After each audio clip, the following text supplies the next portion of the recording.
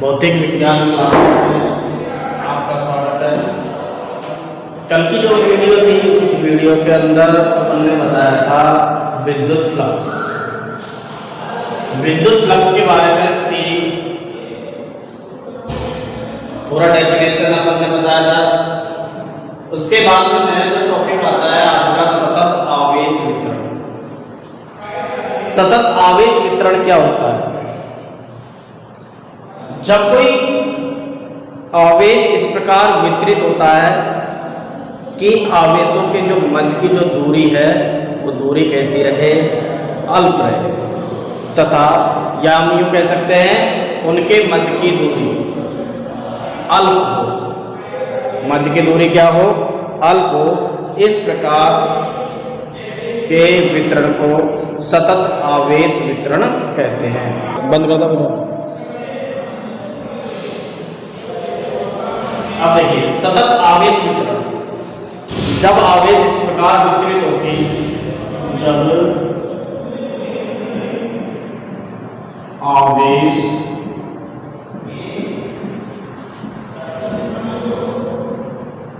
इस प्रकार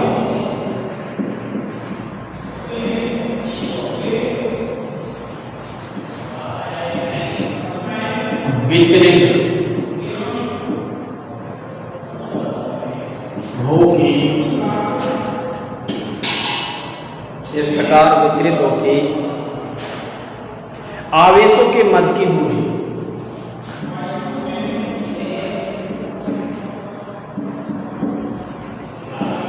के मध्य की दूरी अल्प, आवेशों के मध्य की दूरी अल्प।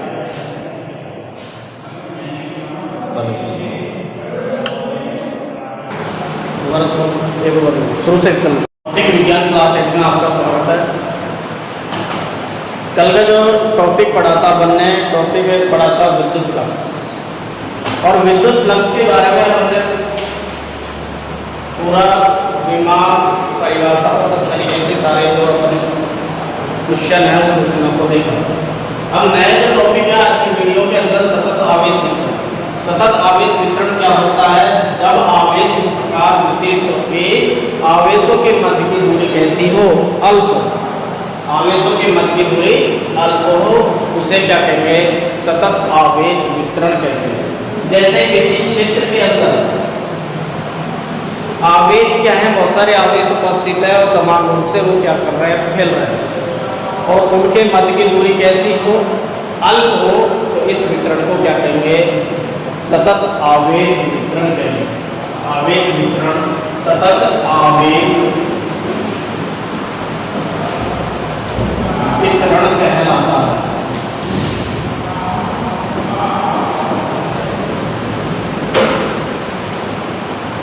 ये जो सतत आवेश वितरण है, इनको विमाओं के जो आधार है उन विमाओं के आधार पर निम्न प्रकार से व्यक्त करते हैं। सतत आवेश वितरण को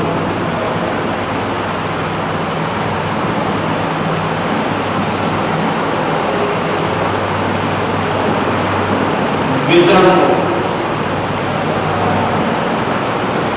विमाओं के आधार पर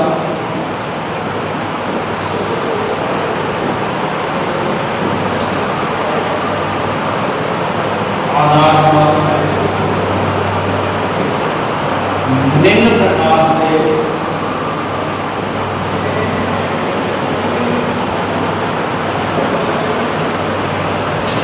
व्यक्त करते हैं।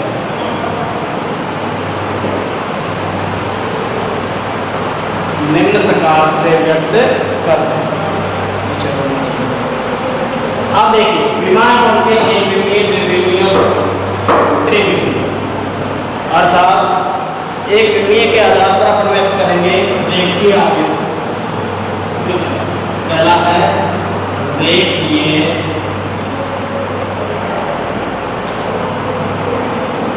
आवेश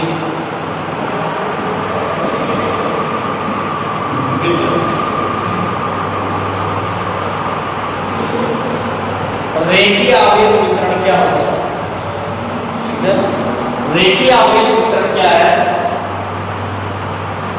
माना L लंबाई की कोई तार है, इस तार पर जो आवेश है, इस तार पर ये L लंबाई का क्या है? तार। इस L लंबाई के तार पर ये आवेश है वो समान रूप से क्या फैला है। यदि ये समान रूप से फैला है तो उसे हम कहेंगे रेखीय आवेश वितरण कहते हैं। क्या कहेंगे? रेखीय आवेश वितरण। और इस L लंबाई के जो तार है, उस L लंबाई के तार में आवेश कितना है? Q है। आवेश कितना है? Q। यदि एकांक लंबाई में जो आवेश की मात्रा प्राप्त होती है, कितना प्राप्त होगी? Q/L। L क्या है? इस टोटल लंबाई तार की। इसको Q क्या है? इसका समान रूप से जो आवेश फैलता है वो आवेश इस पर कितना है? Q है। तो एकांक लंबाई के तार पर आवेश की जो मात्रा है वो मात्रा क्या कहलाती है? रेखीय आवेश घनत्व कहलाती है। क्या कहलाती है? रेखीय आवेश घनत्व। और रेखीय आवेश घनत्व को किससे प्रदर्शित करते हैं? लैम्ब्डा के द्वारा प्रदर्शित करते हैं। तो हम पहले रेखीय आवेश वितरण की जो परिभाषा है उस परिभाषा के बारे में अपन क्या करेंगे? लेकिन यदि किसी रेखीय वस्तु पर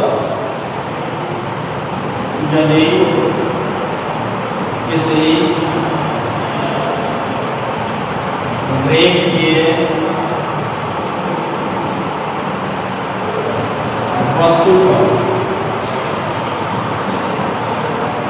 यदि किसी रेखीय वस्तु पर आवेश समान रूप से वितरित हो, आवेश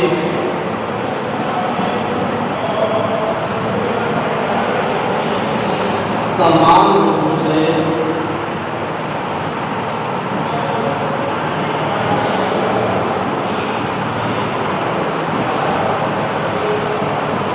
वितरित हो, समान रूप से वितरित हो, तो उसे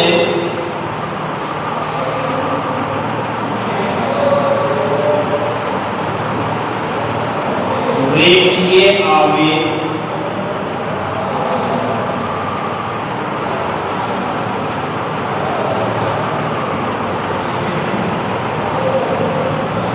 वितरण कहते हैं।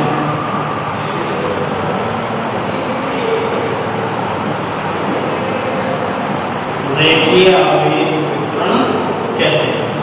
मतलब कोई वस्तु है, उस वस्तु पर समान रूप से क्या फैला हुआ है? आवेश फैला हुआ है, तो उसे क्या कहेंगे अपन? रेखीय आवेश वितरण कहते हैं। तथा वितरित रेखीय आवेश के तार के तथा वितरित रेखीय आवेश के तार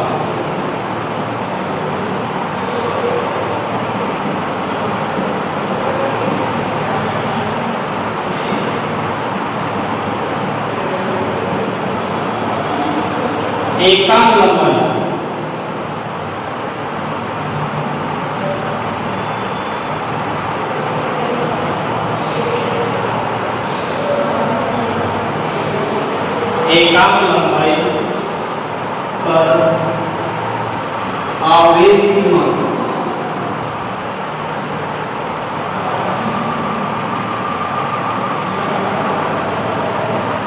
मात्रा रेखीय आवेश घनत्व कहलाता है।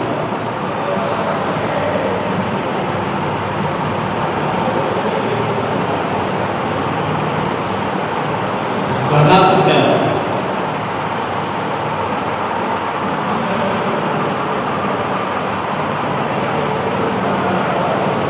इसे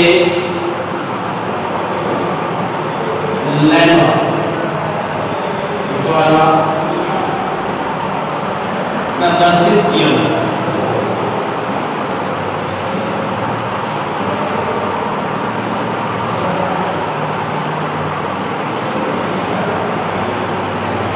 उसे लैम्ब्डा द्वारा प्रदर्शित किया जाता है।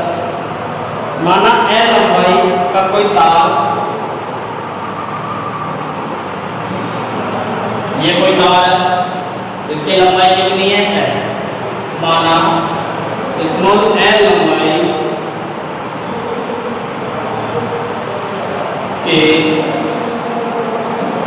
तार पर Q आवेश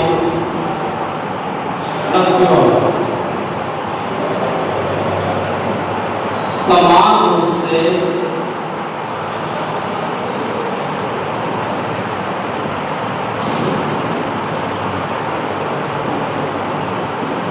वितरित है, समान रूप से वितरित है, तो रेखीय आवेश घनत्व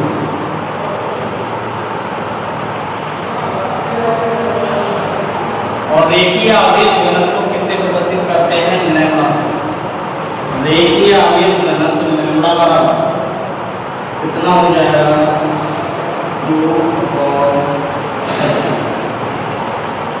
इसकी इकाई है, इकाई कितनी होगी? आवेश की इकाई क्या होती है? SI coulomb. दूरी का इकाई क्या होती है? कितनी हो जाएगी? कूलम बटे मीटर। तो रेखीय आवेश घनत्व है, और रेखीय आवेश घनत्व क्या हो जाएगा? कूलम बटे मीटर। यदि इसमें से क्या करें अपन? एक अल्पांश ले ले, क्या ले ले? अल्पांश। ये अल्पांश ले लिया मैंने dl, अल्पांश लंबाई कितनी ले ली? dl। और अल्पांश लंबाई dl में कितने आवेश वितरित है? dq आवेश वितरित है। तो रेखीय आवेश घनत्व कितना हो जाएगा? मान यदि अल्पांश लंबाई dl, लंबाई dl में dq आवेश समान रूप से वितरित है,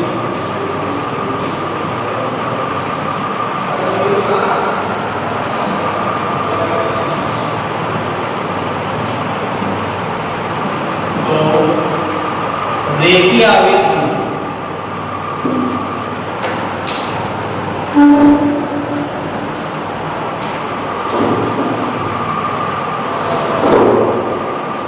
लैम्ब्डा बराबर dq अपॉन dl। इकाई की क्या हो जाएगी? कूलम बटे मीटर, कूलम बटे मीटर। देखिए दोबारा एक और देखिए, सतत आवेश वितरण। सतत का मतलब है किसी भी वस्तु पर समान रूप से क्या फैला हुआ हो? आवेश फैला हुआ हो, और उनके बीच में जो दूरी है वो दूरी कैसी रहे? अल्प रहे, उसे बोलेंगे सतत आवेश वितरण कहेंगे। क्या कहेंगे? सतत आवेश वितरण। अब सतत आवेश वितरण को सतत आवेश वितरण को विमाओं के आधार पर निम्न प्रकार से उनको क्या करते हैं? प्रदर्शित करते हैं। विमाएं कौन कौन सी होती है? एक विमीय, दो विमीय और त्रिविमीय। तो एक विमीय में क्या हो गया? एक विमीय में हमारे पास क्या हो गया? तार। ठीक है, उस तार पे जो आएगा रेखीय आवेश, एक रेखा के अंदर रेखीय आवेश वितरण। रेखीय आवेश वितरण क्या होता है? माना कोई रेखीय वस्तु है, उस रेखीय वस्तु पर समान रूप से क्या फैला हुआ है? आवेश फैला हुआ है। समान रूप से क्या फैला हुआ है? आवेश। और समान रूप से आवेश फैला हुआ है, तो उसे क्या कहेंगे? रेखीय आवेश वितरण कहेंगे। क्या कहेंगे? रेखीय आवेश वितरण। और यदि तार की जो रेखा लंबाई का जो तार है, उस तार में आवेश की जो मात्रा है, वो आवेश की मात्रा क्या कहलाती है? रेखीय आवेश घनत्व कहलाती है। क्या कहलाती है? रेखीय आवेश घनत्व। और उसका सूत्र होता है लैम्ब्डा बराबर क्यू अपॉन एल, इकाई हो जाएगी कूलम्ब बटे मीटर। यदि इस पूरे रेखीय आवेश तार है, लंबाई का तार है, उस तार में से अल्पांश लंबाई ले रहे हैं डी है, और उस अल्पांश लंबाई में आवेश भी कितने होंगे? अल्प होंगे। और अल्प आवेश को किसके द्वारा प्रदर्शित कर रहे हैं? अपन dq के द्वारा प्रदर्शित कर रहे हैं। और रेखीय आवेश घनत्व कितना हो जाएगा? लैम्ब्डा बराबर dq dl के बराबर प्राप्त होगा।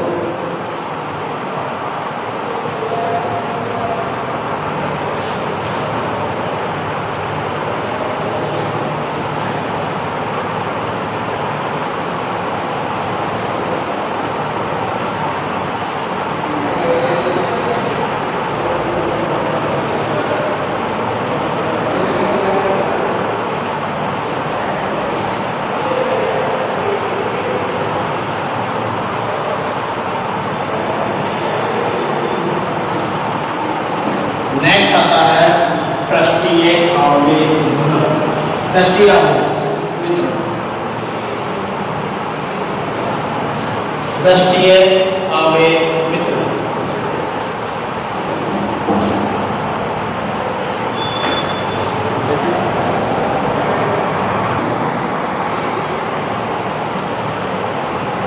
पृष्ठीय आवेश, पृष्ठीय आवेश वितरण क्या होता है? नाम से पता होता चल रहा है, यदि कोई पृष्ठीय क्षेत्रफल पर, यदि कोई पृष्ठीय क्षेत्रफल में समान रूप से कोई आवेश क्या है? फैला हुआ है, तो उसे क्या कहेंगे? पृष्ठीय आवेश वितरण कहेंगे।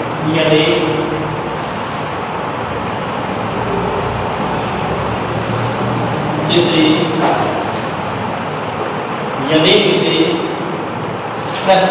किसी वस्तु के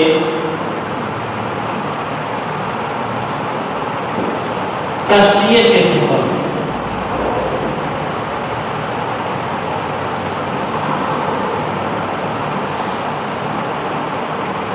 पर समान रूप से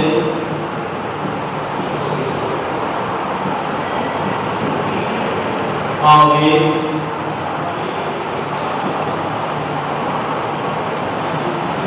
वितरित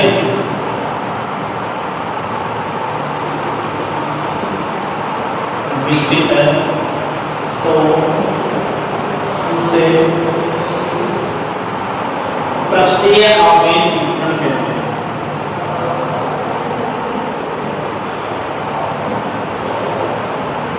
आवेश वितरण कहते हैं। जैसे ये कोई वस्तु, इस वस्तु के पृष्ठ पर समान रूप से क्या फैला हुआ है? ये आवेश है, ये सरफेस है, समान रूप से क्या फैला हुआ है? आवेश फैला हुआ है।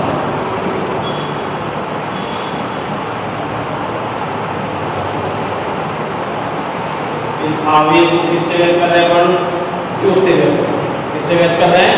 क्यू से। इसकी ये सरफेस है, या इसका जो क्षेत्रफल है वो क्षेत्रफल कितना है? ए। क्षेत्रफल कितना है? ए।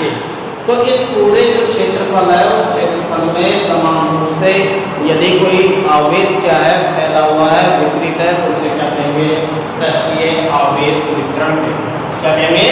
पृष्ठीय आवेश वितरण।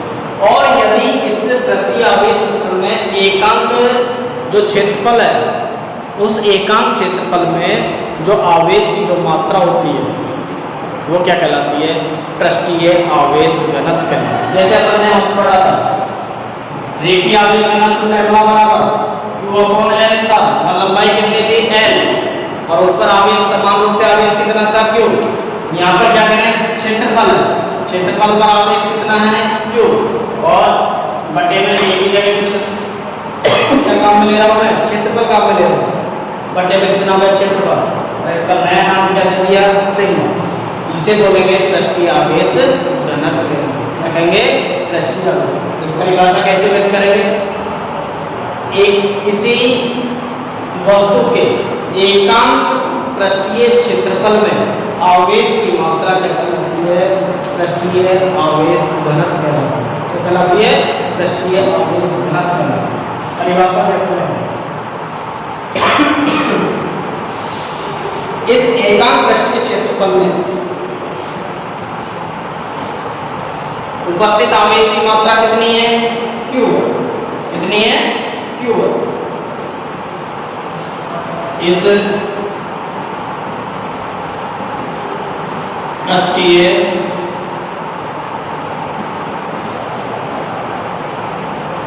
क्षेत्रफल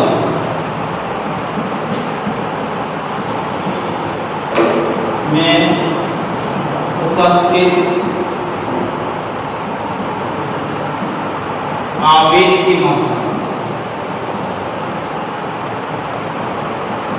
मात्रा Q अतः एकांक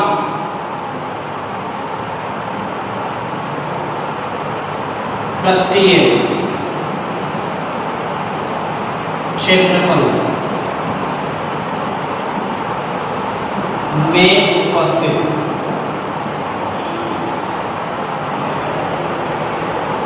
आवेश की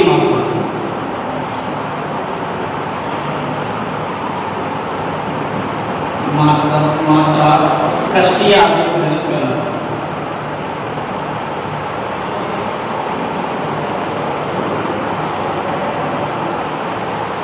घनत्व कहलाता है।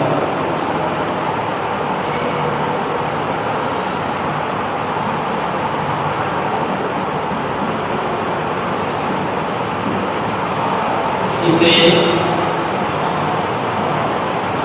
सिग्मा द्वारा प्रदर्शित किया जाता है।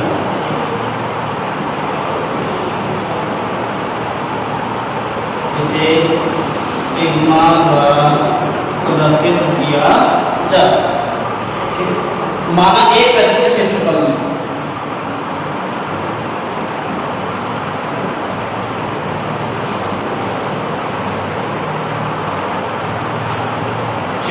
में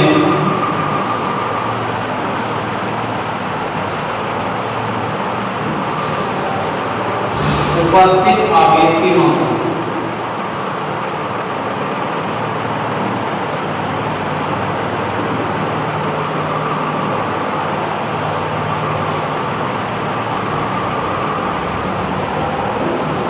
Q है, तो पृष्ठीय आवेश घनत्व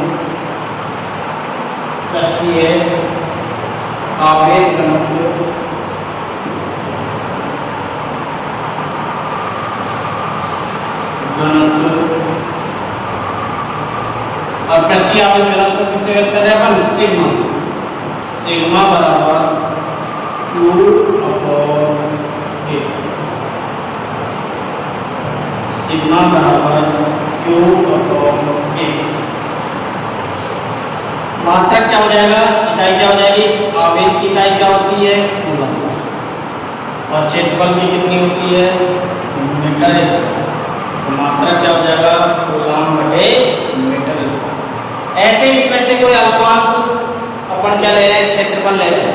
और अल्पांश क्षेत्रफल कितना ले रहे हैं? dA या ds ले रहे हैं, तो भी है। s मानेंगे तो s ले लेंगे, और a मान रहे तो क्या ले लेंगे? a ले लेंगे। तो उसमें उपस्थित आवेश की मात्रा भी कितनी होगी? अल्प होगी। तो उसका पृष्ठीय आवेश घनत्व सिग्मा बराबर dq को कितना हो जाएगा? dA। कितना हो जाएगा? d। यानी अल्पांश क्षेत्रफल उपस्थित आवेश की मात्रा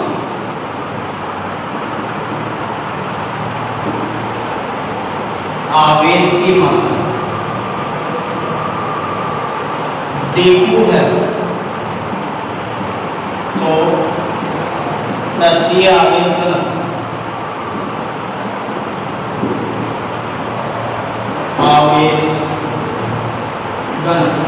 और पृष्ठीय आवेश घनत्व कितना हो गया? डी क्यू अपॉन डी कितना हो जाएगा, D Q upon D A, इकाई भी क्या हो जाएगी, कूलाम प्रति मीटर।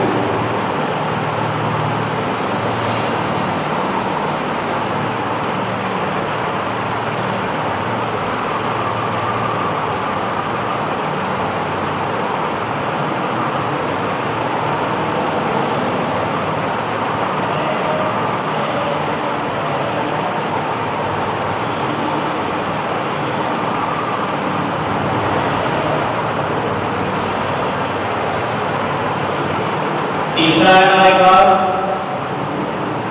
आयतन आवेश, आयतन आवेश वितरण।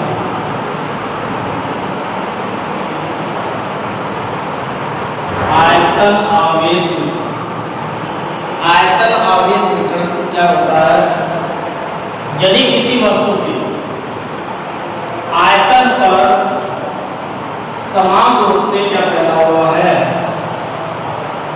आवेश फैला हुआ, तो उसे बोलेंगे आयतन वितरण कहेंगे। क्या बोलेंगे, आयतन वितरण कहेंगे। ये पूरे आयतन लेने में इसका आयतन एक ही जगह क्या ले लिया हमने, वॉल्यूम ले लिया, क्या ले लिया, वॉल्यूम। तो किसी वस्तु के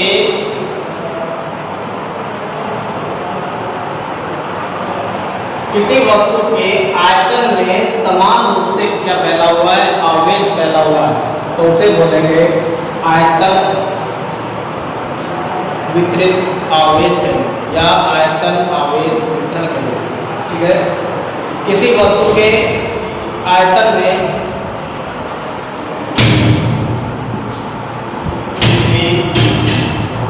वस्तु के आयतन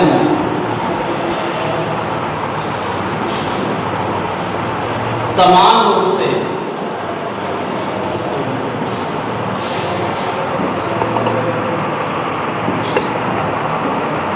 आवेश वितरित है।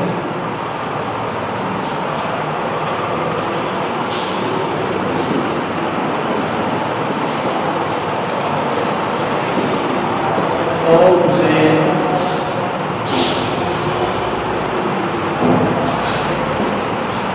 आयतन आवेश वितरण कहेंगे।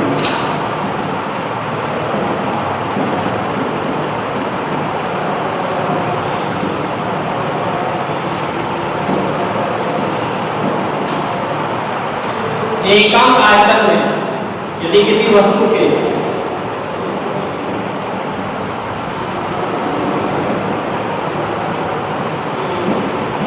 एकांक आयतन में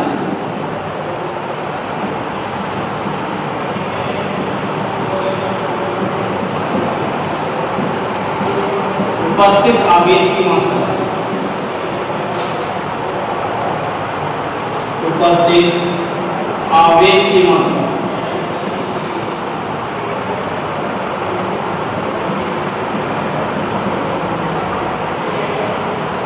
आयतन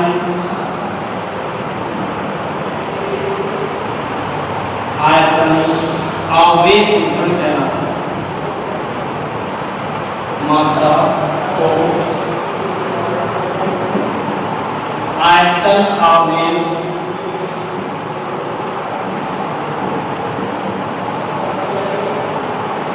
घनत्व कहते हैं।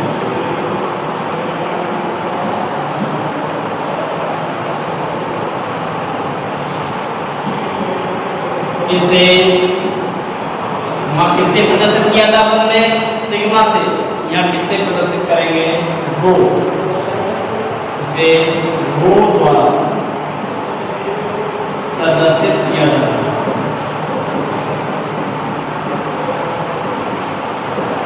प्रदर्शित किया जाता माना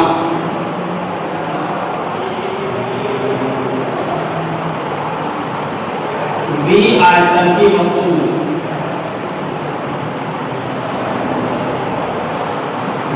वस्तु में उपस्थित आवेश की मात्रा,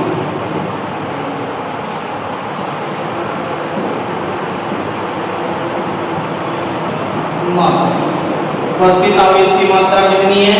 Q है। Q है तो आयतन आवेश वितरण, आयतन आवेश वितरण घनत्व या आयतन आवेश घनत्व रो बराबर Q/V। एकांक आयतन में, किसी वस्तु के एकांक आयतन में उपस्थित आवेश की जो मात्रा है, उपस्थित आवेश की मात्रा क्या कहलाती है? आयतन आवेश कहलाती है। क्या कहलाती है? आयतन आवेश घनत्व कहलाती है।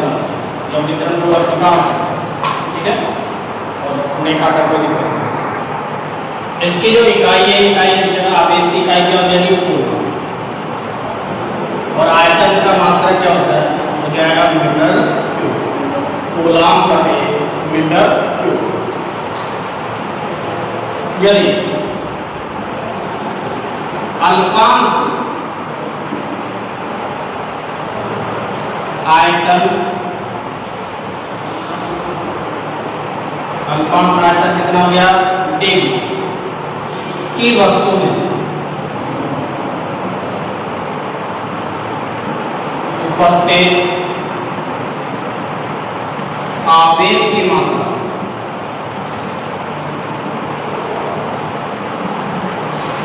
dq है तो आयतन आवेश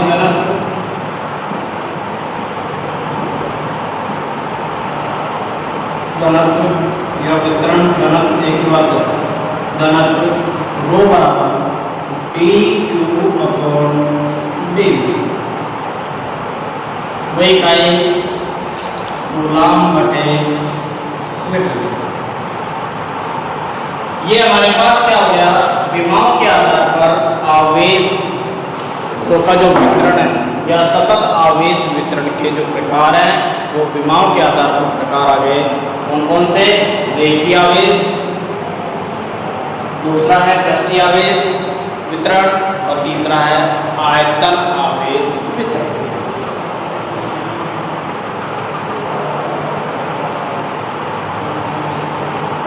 एक बार दोबारा इसको रफली दोबारा हम बता देते हैं। पहला हमने पढ़ा था रेखीय आवेश वितरण। रेखीय आवेश वितरण क्या होता था कि कोई एकांक लंबाई की कोई वस्तु थी या कोई तार था,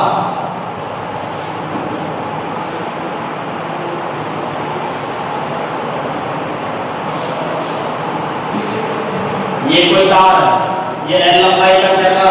तार था। इसकी लंबाई कितनी है? इस पर समान रूप से यदि क्या फैला हुआ है? आवेश फैला हुआ है, तो उसे बोलेंगे रेखीय आवेश वितरण कहेंगे। क्या कहेंगे? रेखीय आवेश वितरण। यदि एकांक लंबाई पर ये आवेश की मात्रा का मान निकालने पर और वो कितनी हो जाती है? लैम्बडा।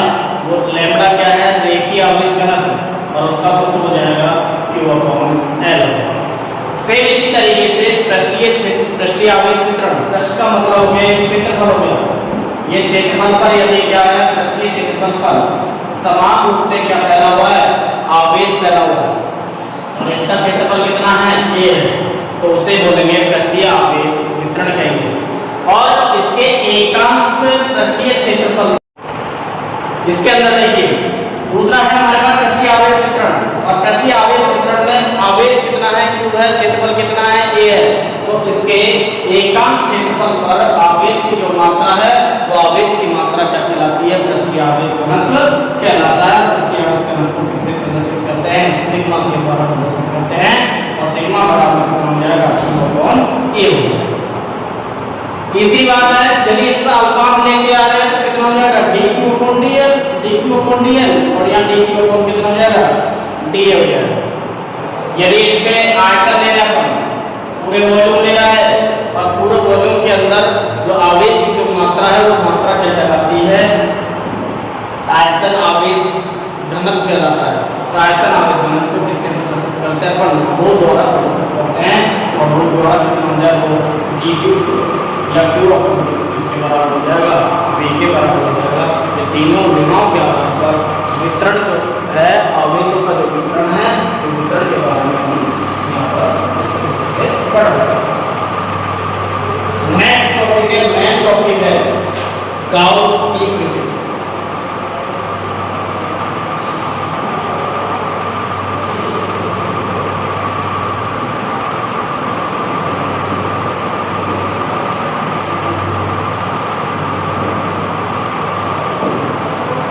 बोर्ड की दृष्टि से बहुत महत्वपूर्ण एक प्रश्न इसमें से आएगा, और गाउस की प्रमेय के अनुप्रयोग पूछेगा तो इस प्रमेय को साथ में लेके चलो।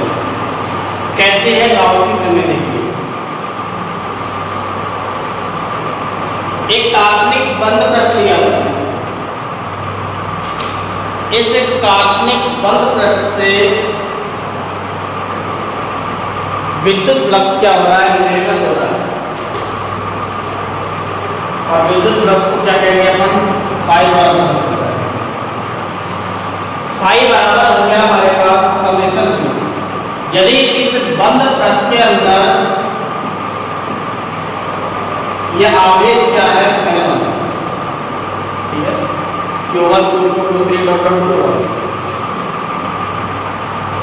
इस तरीके से आवेश फैला, और सबको अपन एक साथ लिखेंगे तो किसके द्वारा प्रदर्शित करेंगे? समेशन के द्वारा। इसके अंदर चल रहा है, अपन मान लीजिए कोई निर्वात, और उसके लिए गतिशीलता कितनी होती है? एप्सिलॉन।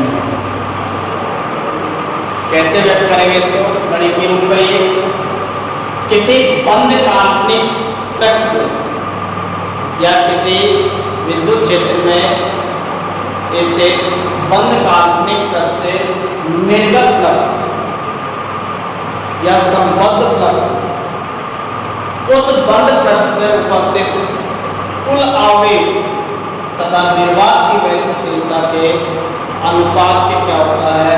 बराबर होता है। क्या कहलाती है? गाउस की प्रमेय कहलाती है। दोबारा इस नियम के अनुसार किसी विद्युत क्षेत्र में जहां आवेश आएगा वहां क्या होगा? विद्युत क्षेत्र मिलेगा। इस नियम के अनुसार किसी विद्युत क्षेत्र में स्थित काल्पनिक पृष्ठ से संबंध कुल फ्लक्स या निर्गत कुल फ्लक्स, उस काल्पनिक बंद पृष्ठ में उपस्थित कुल आवेश वह एप्सिलॉन जीरो। एप्सिलॉन जीरो क्या है? निर्वात की गतिशीलता के अनुपात में क्या होता है? बराबर होता है। क्या कहलाती है? गाउस की प्रमेय कहलाती है। इस तरीके से व्यक्त करेंगे।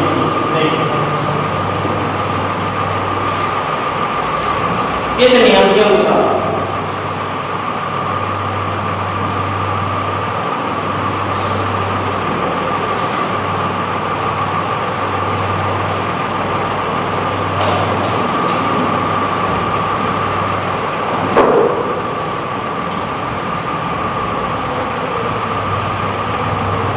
किसी विद्युत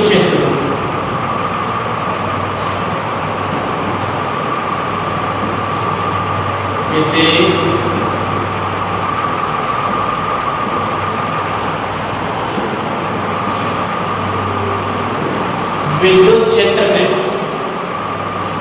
किसी विद्युत क्षेत्र में स्थित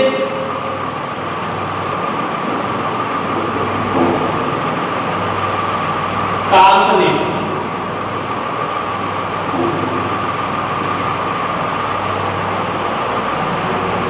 बंद पृष्ठ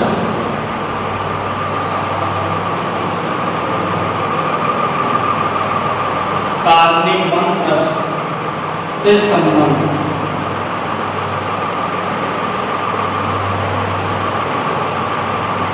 या पारित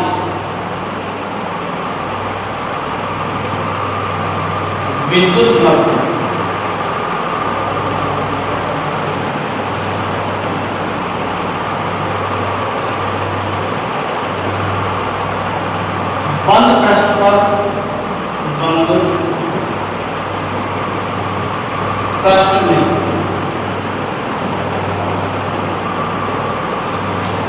उपस्थित कुल आवेश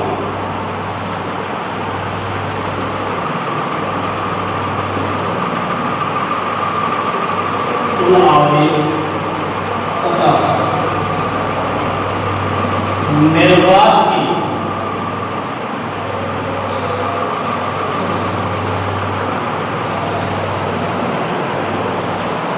वैद्युतशीलता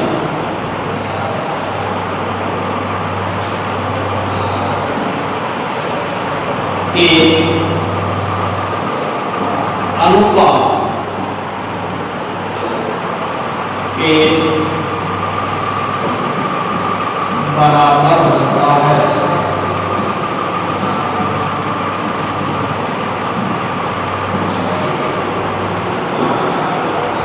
गाउस का नियम है।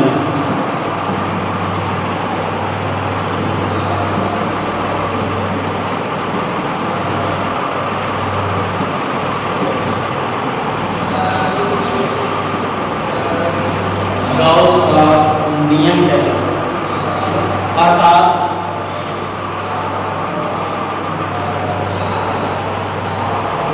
निर्गत कुल फ्लक्स को किससे प्रदर्शित करते हैं? फाई से। एक फाई बराबर समेशन क्यू, टोटल आवेश कितना है? क्यू। निर्वात की वैद्युतशीलता कितनी है? Epsilon zero. कितनी है? Epsilon zero. विद्युत फ्लक्स की परिभाषा से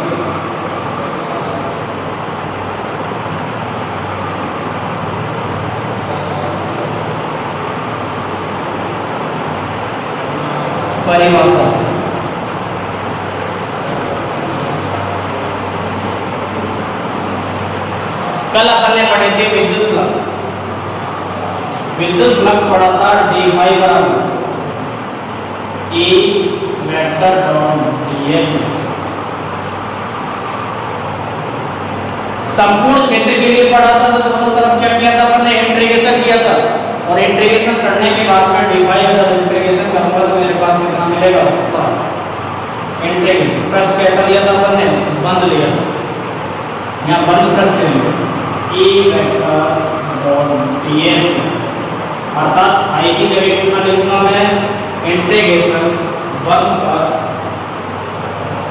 E vector dot ds vector. तो फाई बराबर कितना आया था हमारे पास? E vector dot ds। इसको मैं समीकरण 1 दे देता हूँ, इसको समीकरण कितना दे देता हूँ? तो दे समीकरण 1 पर 2 से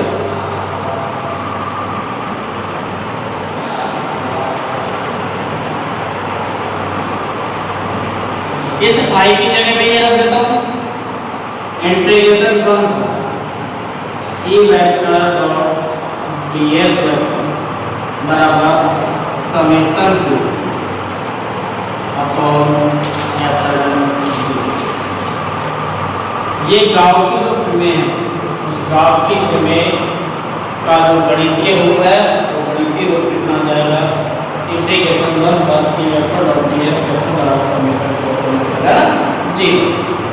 अब देखिए दोबारा एक बार देखिए गाउस की प्रमेय क्या कहती है? गाउस की प्रमेय कहती है इस प्रमेय इस नियम के अनुसार या प्रमेय के अनुसार किसी विद्युत क्षेत्र में स्थित कोई काल्पनिक बंद पृष्ठ है, उस काल्पनिक बंद पृष्ठ से निर्गत या संबद्ध विद्युत फ्लक्स उस काल्पनिक पृष्ठ में उपस्थित कुल आवेश किससे प्रदर्शित किया गया? हमने समेशन क्यू द्वारा। उस काल्पनिक पृष्ठ पर उपस्थित कुल आवेश तथा निर्वात की वैद्युतशीलता के अनुपात के क्या होता है? बराबर होता है। क्या कहलाता है? गाउस की नियम या गाउस की प्रमेय कहलाता है। नियम या प्रमेय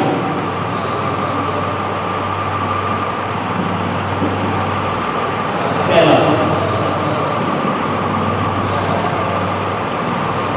अर्थात गणितीय रूप में व्यक्त करेंगे किसी बंद पृष्ठ से निर्गत कुल फ्लक्स को किससे प्रदर्शित करते हैं? फाई से। फाई बराबर समेशन q अपॉन एप्सिलॉन 0 समीकरण हो जाएगा। विद्युत फ्लक्स की परिभाषा क्या थी? फाई बराबर इंटीग्रेशन 1 पर E vector dot ds vector समीकरण हो गया।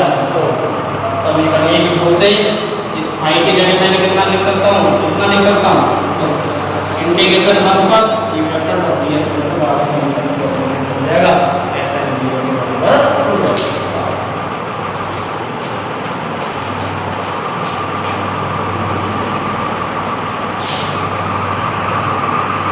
गाउस का जो नियम पढ़ा था I बराबर summation q over epsilon d। कहने का मतलब जो गाउस का नियम है उस गाउस का नियम किन बिंदुओं पर क्या करता है, निर्भर करता है, या इसके जो नियम के कुछ महत्वपूर्ण कुछ बिंदु हैं उन बिंदुओं के बारे में अपन क्या करेंगे, पढ़ेंगे। यहाँ पर पहले है समेशन q। समेशन q का मतलब क्या हो गया, यहाँ समेशन q बंद पृष्ठ से परिबद्ध आवेशों क्या कर रहा है, व्यक्त कर रहा है। सपोज ये बंद पृष्ठीय है, इस पर आवेश है हमारे पास q1 q2 q3 q4 qn, और समेशन क्या हो जाएगा, इस पर सभी आवेशों को क्या कर देंगे, अपन जोड़ देंगे, इनका बीजगणितीय योग q1 + q2 + q3 qn। ये क्या लिखकर अपन ने क्या लिख दिया, समेशन q लिख दिया। दूसरी बात, गाउसीय पृष्ठ की जो आकृति है वो गाउसीय पृष्ठ की आकृति गोलाकार भी हो सकती है, बेलनाकार भी हो सकती है, घनाकार भी हो सकती है, और जो गाउस के नियम है उस नियम के जो नियम के अनुसार अपन अनुप्रयोग पढ़ेंगे, उस अनुप्रयोग में जो पृष्ठ लेंगे वो पृष्ठ कौन सा पृष्ठ कहलाता है, गाउसीय पृष्ठ कहलाता है। जैसे यदि अपन गोलाकार पृष्ठ लेंगे, ये बिंदु आवेश हो गया मान लीजिए q, इससे r दूरी पर एक बिंदु p लेंगे, उससे गाउसीय पृष्ठ की इस तरीके से गोलाकार गाउसीय पृष्ठ की कल्पना करेंगे तो गोलाकार हो जाएगा, बेलनाकार करेंगे तो बेलनाकार हो जाएगा, घनीय करेंगे तो घनीय। तो मतलब कहने का मतलब है जो गाउसीय जो पृष्ठ अपन यूज करेंगे वही क्या कहलाता है, वो गाउस के नियम में जो पृष्ठ काम में लेंगे वही क्या कहलाता है, गाउसीय पृष्ठ कहलाता है। गाउस के नियम केवल बंद पृष्ठ द्वारा परिबद्ध कुल आवेश पर निर्भर करता है। सपोज यहाँ पर ये, इसके अलावा यहाँ पर आवेश और होता है हमारे पास, ये q4 तक है या q5 q6 इन पर कोई निर्भर नहीं करता है। किस पर निर्भर करेगा, ओनली बंद पृष्ठ पर स्थित आवेश पर। इससे निर्गत जो फ्लक्स है वो फ्लक्स के बारे में ही क्या करेगा, निर्भर करेगा। दूसरी बात, फ्लक्स का जो मान है गाउसीय जो पृष्ठ है उसकी आकार आकृति पर निर्भर नहीं करता। आकार आकृति कैसे भी हो सकती है उसका। चौथा पॉइंट है, यदि किसी बंद पृष्ठ पे परिबद्ध कुल आवेश का मान शून्य, ये हमने पढ़ा है फाई बराबर समेशन q ओवर एप्सिलॉन 0। परिबद्ध आवेश का मान शून्य है, इसकी वैल्यू कितनी है, शून्य। शून्य में किसी संख्या का भाग देंगे तो हमको क्या मिलेगा, शून्य, अर्थात फाई का मान कितना मिल गया, शून्य। तो निर्गत फ्लक्स का मान भी कितना मिलेगा, 0 मिलेगा। यही अपन ने लिखा है कि किसी बंद पृष्ठ से परिबद्ध कुल आवेश शून्य है तो पृष्ठ से संबद्ध कुल फ्लक्स भी कितना होगा, शून्य। चाहे उसमें समान विद्युत क्षेत्र काम में ले रहे हैं, चाहे असमान विद्युत क्षेत्र काम में ले रहे हैं। नेक्स्ट है, गाउस का नियम केवल उन सदिशों के मान है जो व्युत्क्रम वृत्त के नियम। व्युत्क्रम वृत्त के नियम का मतलब जो कूलॉम का जो नियम होता है वो व्युत्क्रम वृत्त के नियम पर क्या करता है, पालन करता है। उसके अंदर क्या होता है, संयोग होता है, आवेश समान रूप से आवेश होता है, ठीक है। उस बात पर ये क्या करता है, निर्भर करता है। नेक्स्ट है, बंद पृष्ठ से बाहर स्थित आवेशों को पृष्ठ से निर्गत फ्लक्स में कोई योगदान नहीं होता। इससे पहले मैंने हमें बता दिया था कि क्षेत्रफल इस पर कुल आवेश पर निर्भर करता है, केवल बंद पृष्ठ के द्वारा परिबद्ध आवेश कुल आवेश पर क्या कर रहा है, निर्भर करता है। यहाँ आपने कह रहे हैं बाहर स्थित आवेशों का पृष्ठ से निर्गत फ्लक्स में कोई योगदान नहीं होता है। जैसे ये कोई पृष्ठ है हमारे पास, इस पृष्ठ पर ये q1 q2 q3 ये है, और यहाँ q4 q5 q6 है, q7। इन जो बाहर स्थित है इनका कोई मतलब नहीं है, ओनली किसके मतलब है, इस बंद पृष्ठ पर स्थित जो आवेश है उन आवेशों से ही फ्लक्स क्या होगा, निर्गत होगा। और फ्लक्स निर्गत होगा तो वही क्या कहलाता है, गाउस की प्रमेय कहलाती है। एक बार दोबारा देख लेते हैं गाउस की प्रमेय क्या होती है। महत्वपूर्ण है और ये गॉस की प्रमेय क्या है, हर क्वेश्चन के साथ में जुड़कर आएगी। भाई बराबर क्या था, summation Q upon epsilon zero. समय जहां आवेश आ गया तो आवेश आ गया तो क्या होगा, विद्युत क्षेत्र। इसमें किसी विद्युत क्षेत्र में काल्पनिक बंद पृष्ठ से निर्गत या संबद्ध फ्लक्स का मान, किसी विद्युत क्षेत्र में काल्पनिक बंद पृष्ठ से संबंध कुल फ्लक्स का मान, फ्लक्स को किससे व्यक्त कर रहे हैं, कुल फ्लक्स का मान बंद क्षेत्रफल या बंद काल्पनिक पृष्ठ है उस पर उपस्थित कुल आवेश तथा निर्वात की वैद्युतशीलता के अनुपात में क्या होता है, बराबर होता है। क्या कहलाता है, गॉस की प्रमेय कहलाती है या गॉस का नियम कहलाता है। अर्थात फाई बराबर समेशन Q अपॉन हो जाएगा एप्सिलॉन जीरो। और फाई की जो विद्युत जो फ्लक्स होता है वो विद्युत फ्लक्स इससे पहले का जो टॉपिक पढ़ा था इसका मान होता है 1 पर E vector dot ds vector, अर्थात E vector dot ds vector बराबर समेशन